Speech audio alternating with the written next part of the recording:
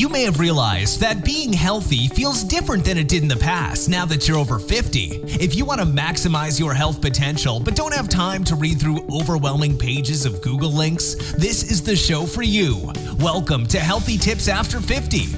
We love doing the research, finding solutions, talking to health experts, and learning what works and what doesn't. Now, your host. She spent the last 25 years dedicated to feeling her best and is here to share her best findings with you, Susan Rosen.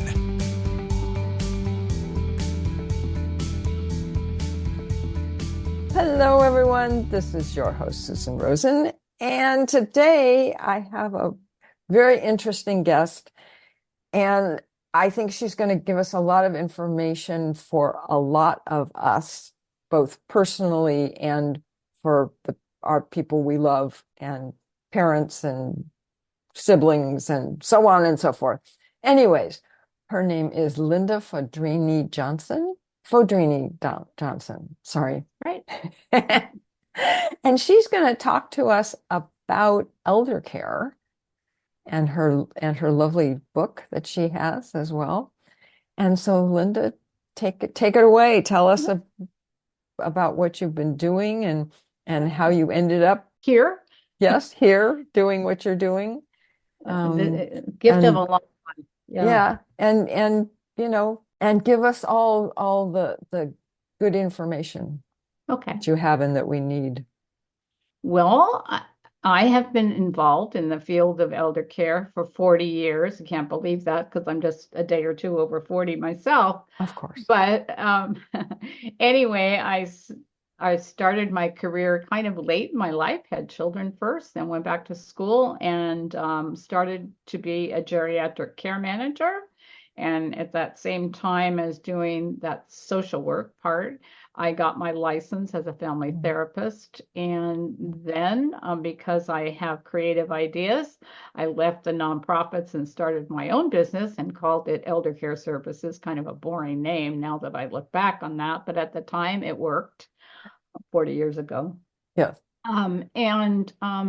I sold my business about 5 years ago. And since then, I have been doing a little bit of consulting, a little bit of counseling, finished writing the book. Here it is. Well, I can't see it. There, your thing is, there you go. Okay, now I can't see you. That's okay.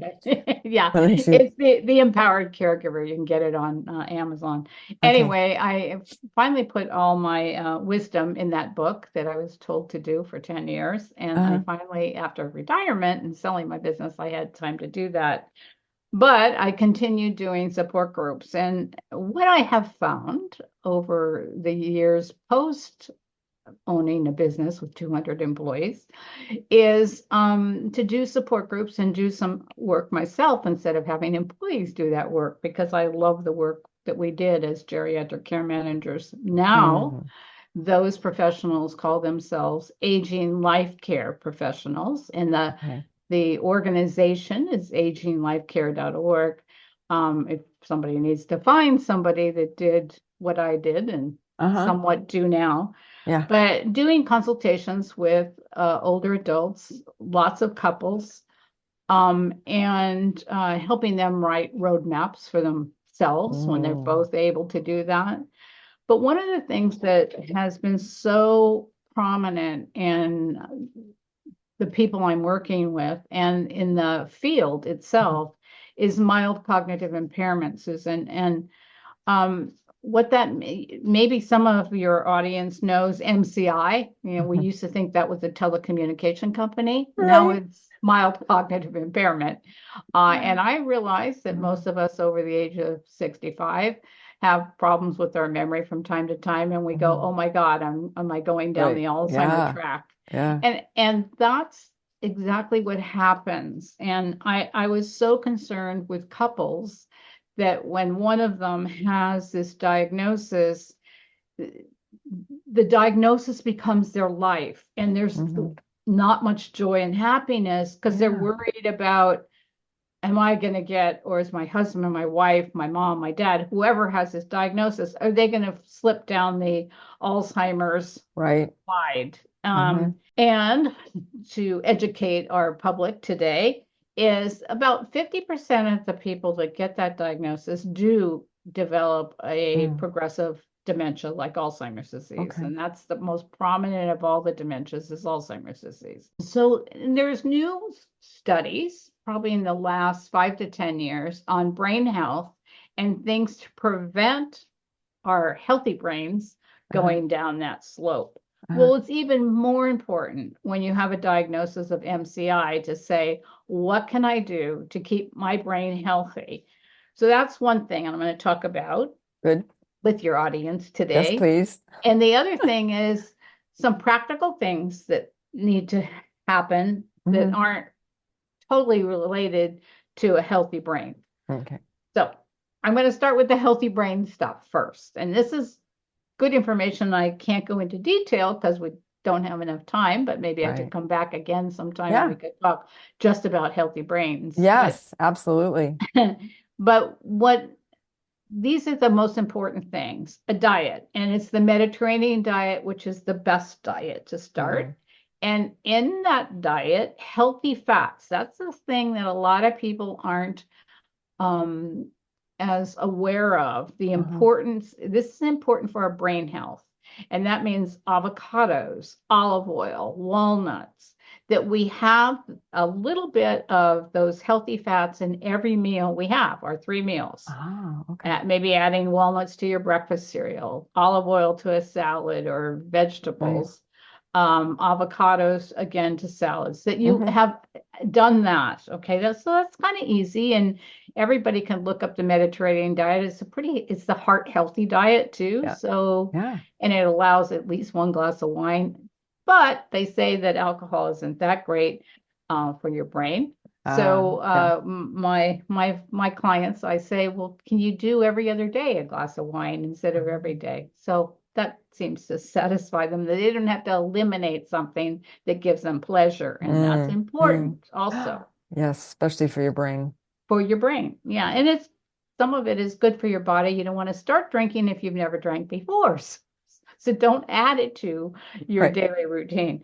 So diet is really important. And the second thing you probably, or maybe it's really the first thing, is exercise, moving. And a lot of people over the age of 65 aren't moving. Like, I'm ready to take a walk as soon as we finish talking today, because I'm trying to do that. I'm trying to do what I preach. But if you're not up for an hour walk, take 10 minutes twice a day, 2 10-minute walks. And within a few weeks, you're going to want to walk farther. Find a friend. When you start talking with somebody when you're walking, you forget how long you've been walking. So exercise is really important. And if you, when you are doing exercises and can incorporate some balance and weight training, even if it's a couple cans of soup that you're pumping, especially us women with upper body strength. So incorporate that into your exercise routine. And then social engagement. Be involved, be out there, be talking, that no day goes that you don't talk to another human being. You don't isolate yourself unless you're going on a retreat in Tibet in the mountains, or maybe a day of silence is okay. If you've planned it, if it's a meditative, healthy reason that you're going to do that. So again, socialization. Those people who don't socialize, it's like smoking a pack of cigarettes a day. It reduces your lifespan by like 5 years if you're not socializing. However, then we're talking about the healthy brain. It's keeping your brain healthy. You're trying to learn something new always.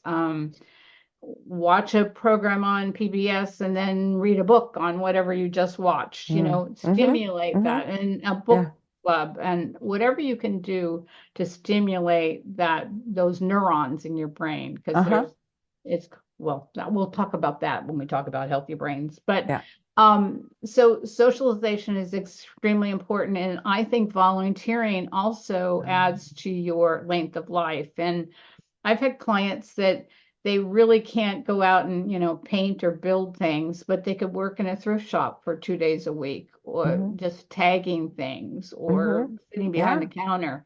there's so many opportunities. Join a Rotary Club. There's just Uh-huh. a lot of Yeah. opportunities for Yeah. volunteerism. Yeah. Yeah.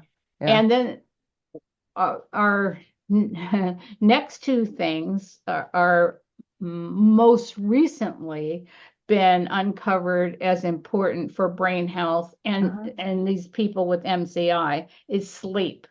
You need 7 hours a night of sleep. It's okay if you have to get up one time to use the bathroom or even two times, as long as you're getting those 7 hours. Because in sleep, that's where we take the information of the day and we transfer it into longer Mm-hmm. term memory. So we Mm-hmm. need that REM sleep, at least 2 or 3, Uh-huh. cycles of that during Uh-huh. a night. So sleep is really important. And anyway, I'm not going to go into that. That could be another subject that I Oh, talk yeah. about talk about. And the other one is something I am so glad the American Medical Association came up with a study about. It's probably about 2 years now, that your thoughts about aging affect your brain, and Mm. especially those with MCI or those that have a genetic predisposition. They know that the possibility of Alzheimer's is strong because of their Uh-huh. genetic Uh-huh. blueprint. Right. If your thoughts about aging are positive, Mm-hmm. if you look forward to aging as a time to explore and learn and spend more time with friends and Yeah. family, paint, Right. whatever your Yeah. craft Yeah. is, Yeah. they believe that just your attitude towards aging could actually stave off or reduce dementia.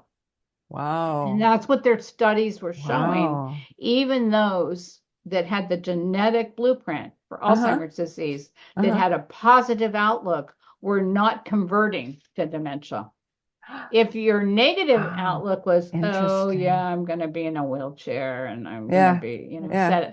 there's nothing to do once I get X number of years old. Mm-hmm. And you just don't think of it as a positive time in life, it's going to affect your entire health negatively, Mm-hmm. Mm-hmm. especially your brain. So, Yeah. so those, and I talked about socialization and hinted on mindfulness. Mm-hmm. Mindfulness is also at the ends of our little neurons, we have telomeres in our brain, and we damage those with stress. And in a study by Dr. Blackburn at UCSF, she came and she actually got a Nobel Prize for her work on this. That the diet that I talked about, the exercise that I talked about, the socialization is so important, and then mindfulness was really important at repairing those telomeres. Our Mm-hmm. brains are, they can be improved. We can make them better. But taking some time every day to do some meditation, to Okay. walk in nature, to Okay. just have some quiet time. Mm. And it doesn't, again, have to be the whole day. You don't want to isolate yourself unless you're doing it for a reason, like this is a mindfulness, I'm going on A a yoga mindfulness retreat or something, right? retreat. Yeah. Yeah, a Yeah. yoga retreat. Uh-huh. And I Yeah. tried a silent retreat once.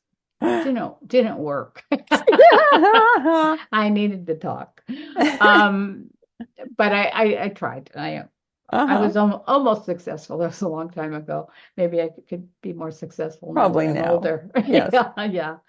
More So control. Yeah. so those are the important things that when I teach a 3-week class every couple of times a year for Uh-huh. couples, and we talk about that, and that gives the person with MCI some hope, and the partner or the family member some hope that we could turn this around. We don't necessarily have to go down that Alzheimer path. We have some control over that. I think sometimes we feel helpless when we get these kinds of diagnoses, and Yes. we stay in that diagnosis, and you can't go to a place that's beautiful. Behind me on my screen is Mount Lassen, and you want to go to places that give your life meaning and purpose Mm-hmm. and add Mm-hmm. joy, and you can't do that if every day has thoughts about, oh, what if, and everything's going to be terrible. You know, you Yes. have to enjoy the day. And that's really important Yeah. work that I do with this class. Uh-huh. And the other thing that's important, and this is probably important to all of us that are in any kind of relationship or even living alone, is who who's going to make decisions for you. Mm-hmm. And if you have legal documents and you're the decision maker for each other and you don't Mm-hmm. have another person named, Mm-hmm. what happens because your spouse or your family member has this diagnosis? What if they can't make decisions for you? So this is also the time to go see. You should probably revisit your legal documents at least every Right. 5 years, but you want to Yeah, we make need to sure do that that. they're appropriate. And you have, I know my attorney has 5 people listed. He made me dig up 5 people that can make decisions for me. So if this person's not available Yeah, or alive, you go to this person and right. this person and this person. So, but many, and I would say most of the couples and individuals that I've worked with have only named one person. Ah. So important, really important legal Mm-hmm. documents. And same thing with trust. You need to work Yes. with your attorney and say, this is the diagnosis. What should we do? Or how should we amend it? Not, and it doesn't matter if you go down that slippery slope or not, you're still getting yourself a good roadmap for the longer Uh-huh. life, right? Right. When you Mm-hmm. address that. Mm-hmm. So that's the other thing. And then in couple relationships and marriages or partnerships, Mm-hmm. um, we have roles, and one person pays all the household bills, and maybe the other person does the taxes, and maybe one person knows how to run the sprinkler system and the other person doesn't. That was my situation. Um, and so we need to share Mm-hmm. how to do those things. Mm-hmm. And to sit down at the computer and say, this is how you pay bills online at Wells Fargo. It's really simple, simple to me because I did it all the time. Might not be as simple to you when you first try to do it, but here are the passwords. Mm-hmm. Here's how to do it. We both have access to this, and maybe we have a third party that also has access to those things. Mm-hmm. So those are the kind of the basics. And if the person with MCI is actually starting to change and you've changed all those lifestyle behaviors and you're on a healthy path, but you still see that they're losing their ability to make good decisions and they're a target for scammers. Mm-hmm. So again, if that is the situation in your family or your relationship, you're going Mm-hmm. to want to make sure that the person that is slipping down that slide doesn't have access to those numbers and accounts. That Yeah. maybe that's the time that you hide those kinds of things so they Uh-huh. can't be given Mm-hmm. away freely. Mm-hmm. But surprisingly enough, with our strange brains that we all have, I still remember the locker number from high school. So, excuse me, somebody could scam me and get into a locker at Balboa High School in San Francisco. Um, if they still have lockers, I guess they do. Well, I But don't know about that. They probably do, actually. yeah, Some yeah. things work, you know? Yeah, yeah. And so some people have really good memories for certain things. Yeah. Yeah. So scamming is definitely something that we have to protect against.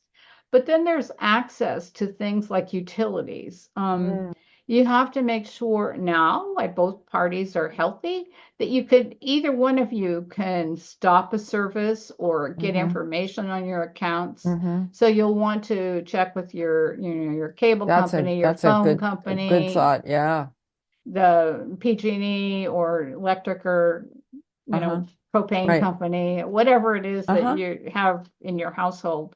And then the other thing too is maintenance people Mm-hmm. who who is contracting for somebody to repair something for you.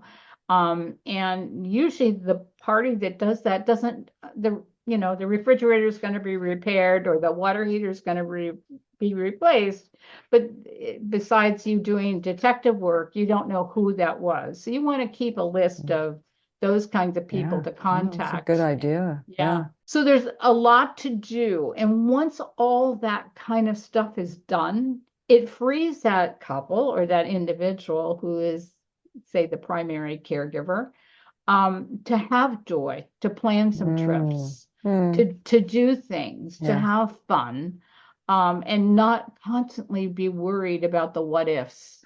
Oh, yes. So that was a lot in one sentence. That was like a run-on sentence. So sorry about that.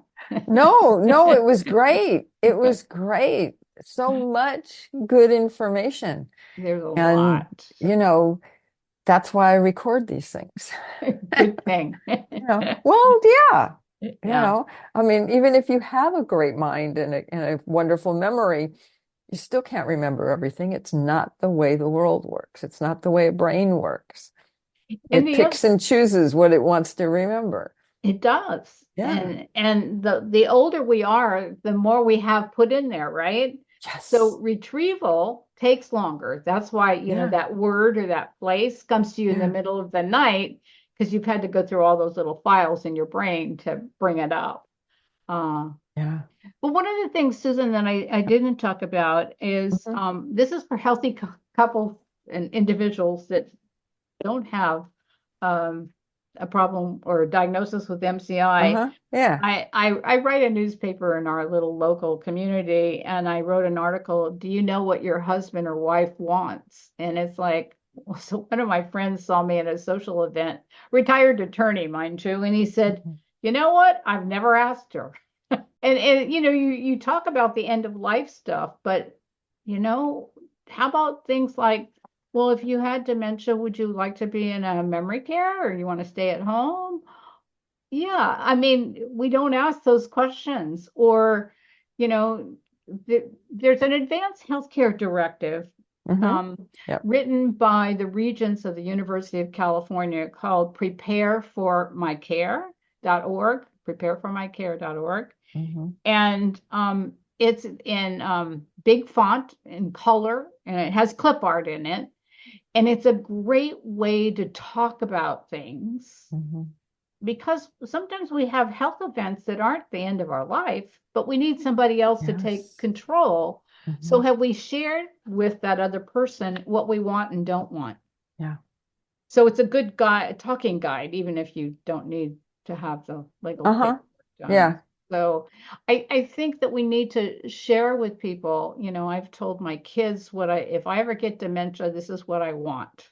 This is where I would like to be, my own home, of course. And you just build a really high fence that I can't climb over. However, I can't climb over the fences out there now, so you don't have to Right. You don't need remodel to get that new fence. ones. Yeah, right.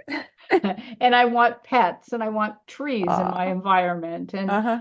I recently worked with a couple, and they're thinking about moving to a, continuing care facility. Those Uh-huh. are 3 levels of, or sometimes 4 levels of care. Mm-hmm. They have no children, and they're in Mm-hmm. a place where, as their needs change, they could Right. stay. Yeah.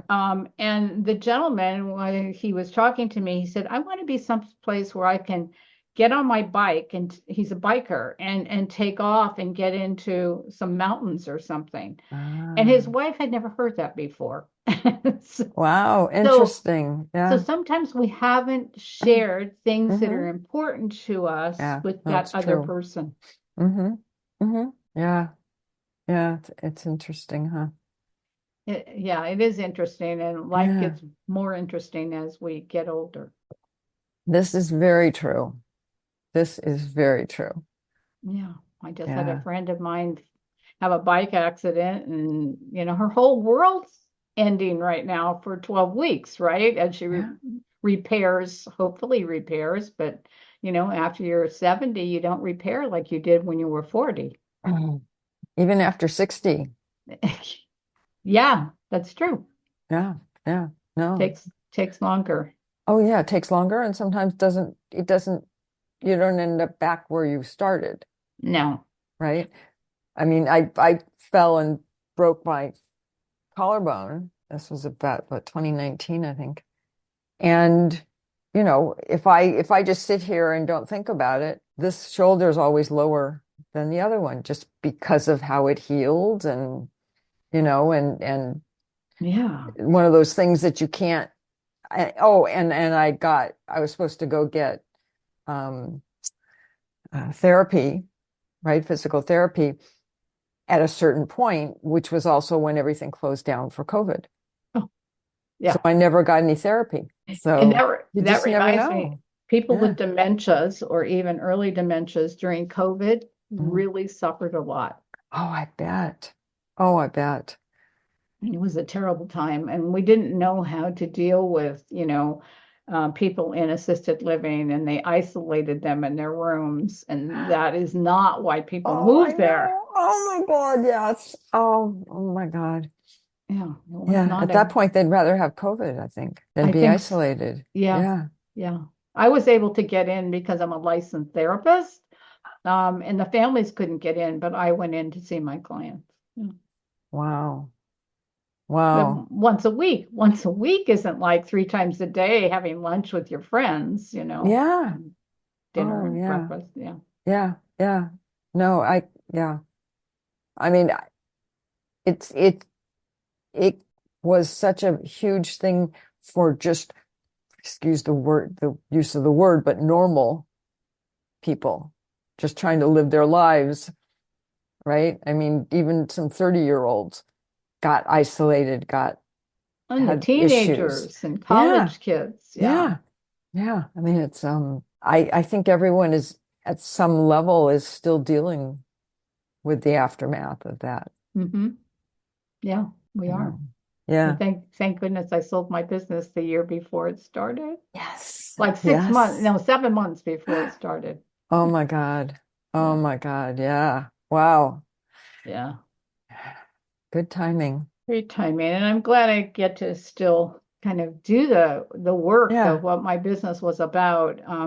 I take about 2 clients a week, and I Uh-huh. do a couple of support groups, and I teach a couple of classes, and that's it. Yeah. No, Yeah. but that's great. You keep your hand in and keeps your brain going. Yes. Yes. And Yeah. yeah, Yeah. absolutely. Yeah. Absolutely. Yeah. Yeah. Interesting. Well, that's why, it's funny because I started the podcast before COVID Uh-huh. and there weren't many podcasts out there. And then all of a sudden it's like everybody's got a podcast. Yeah. Somebody asked me to do that. I said, no, thank you. I'll be a guest. I do one Zoom class a month. Actually, it's Uh-huh. tomorrow, and it's usually related to dementia, but sometimes I slip in something about sleep or, other things that are Yeah. problematic for our age group. Yes. But, I do that one, and it's a lot of people have to register, then I have to send them the links, Uh-huh. and yeah. So it's a lot of work, actually. Well, So but it's good for your brain. it's good for your brain, yeah. And if that's the only thing you're doing, good. But I do these, You support have a groups, and few other things going yeah, on. yeah. But, Oh, yeah, yes, exactly. I get called to Exactly. do I do So, some Rotary talks as well. yeah, yeah. Well, and the other thing too, I realize you're not a lawyer, but at some point, probably be good to have you come back as well, just to help with all of the paperwork kind of stuff that people need to do and get, you know, just get in their vision. Yeah, the last couple I helped with their roadmap, I actually sent them verbatim from Hmm. my advanced healthcare directive that's Hmm. customized. It's got the UC Berkeley one, the UC Regents one, a little Okay. bit in it, and then my attorney had to write his own. But Uh-huh. because I was so specific being a geriatric care manager, if I'm in a home memory care, I want A, B, and C to happen, Right. and I Right. have to see a tree in my environment out of every window. Mhm. I love it. I love it. That's great. And That's I great. also have to be dead for 3 days before you can cremate me. Okay. I want to make sure the spirit gets out. Ah, okay. I didn't know about that. I'll have to include that in mine now. I have no idea. That's just a little thing that I came up with, and my Uh-huh. attorney my attorney and my husband at the time both looked at me like I was crazy. And I said, well, I teach people how to design these documents. So I wanted to have something quirky in mind. And that's my quirky thing. But that's just telling you all you could have it the way you want if you put it in writing. If you don't put it in writing and you don't tell somebody what you want or don't want, it's not going to happen. Yeah, Yeah. yeah. Funny how that works, huh? Yeah. It is funny how that works. We expect people to read our minds. We Yeah. do, we do. I don't know, is that something having to do with being human or something? I That guess. we, And especially it's somebody that we live with, right? yeah, yeah. I I have seen adult children make a lot of mistakes with their parents when they choose assisted living or a place for Mm, them to live, mm, and mm, they choose pretty and what is attracted to them, right? mm-hmm. And I remember one lady, she was an Italian lady, and I grew up in San Francisco in an Italian neighborhood, so I know the older Italian ladies. And she says, why am I living in this cruise ship? And actually, what we had to do is find something that was a little bit more plainer and simpler and had red and white checkered tablecloths. I love it. I love it. That's great. Yeah, So, we make decisions for other people based often on our own values and not theirs. So, yeah, yeah. I think that the thing to remember from that is that you need to ask and not tell. mhm. Yeah. And however, when you get dementia, Uh-huh. Susan, you don't ask. You're thinking about Right. what they liked, right? Yeah. Mom always liked spaghetti, but you can't put too much on her plate because now she's overwhelmed by choices. So it's just the spaghetti, no vegetables, no meatballs, just the spaghetti, right? Uh-huh. And then later you bring her another plate with a meatball that you already cut up in the kitchen Yeah, because you yeah. know she would if she tried to cut it up, it'd end up across the kitchen. Um, so you do that to respect their dignity. You Mm-hmm. don't ask them questions. You just Yes. have to base it on their values. Got it. Yeah. So there's a Got it. lot. Yeah. There's a lot to learn actually. Yeah. Yeah. Wow. Does your book cover that, or are you writing a new I book? do. I in this book, Yeah. yeah, I can see it kind of that way. Yeah. In this book, I have my do's and don'ts on communicating with somebody with a dementia and lots of other things. Oh, Practical. good. No, I think It's that's great. practical. Yeah. Yeah. Yeah. Yeah. So say the name of it again for It's everybody since we're at the the end. empowered caregiver, Okay. practical advice and emotional support for adult children of aging parents. But however, since many of the people that attend my classes are the aging parent, I Yeah. have them write it, underline what's important to them, and then give it to your children Even better. Or spouse. or spouse. And Don't forget that these days. when my husband died, he died suddenly.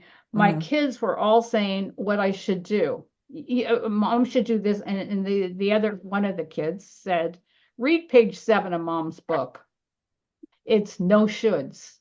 The other thing you say Thank is, you. I'm concerned about, not Hmm. you should. Or what do Yeah. you think about? What do you think about? Yeah. Have you Yeah. thought about? Yes, Yeah. exactly. Yeah. Exactly. But the Exactly. word should Yeah. is, Yeah, well, that's kind of for everybody, I mean, that it doesn't matter what your age is or what you're talking about or anything else. Human nature is if somebody tells you you should do something, your first thought is, no, no, not doing anything somebody tells me I should do. Mhm. I know, isn't that funny? We're so resistant to Yes, yes, absolutely. Well, that's probably why we're all still alive. maybe. Yeah. Uh, Yeah. So, anyways, okay, we will wrap up here. Okay. And I will also put your book in the show notes. And I will have you back on the show again as Sure. It well. was fun. Yeah. Yeah. Yeah. So, Thanks for having me. oh, thank you. And I will end this as I end all of my podcasts, which is that neither of us are doctors, and this is not to be seen as medical advice.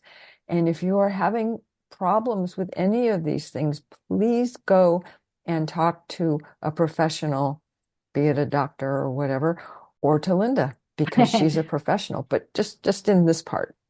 Right. No, and even with the simple thing like changing your diet, you want to run it by your doctor before you do it. Absolutely. Yep. That's right. That's right. So thank you again, and I will see everybody else next week. This has been Healthy Tips After 50 with Susan Rosen. To stay on the cutting edge of the most effective health strategies, subscribe to this podcast and let us know what you thought of the show with a comment or like on iTunes. Visit healthytipsafter50.com for this episode's show notes, more resources, and free offers.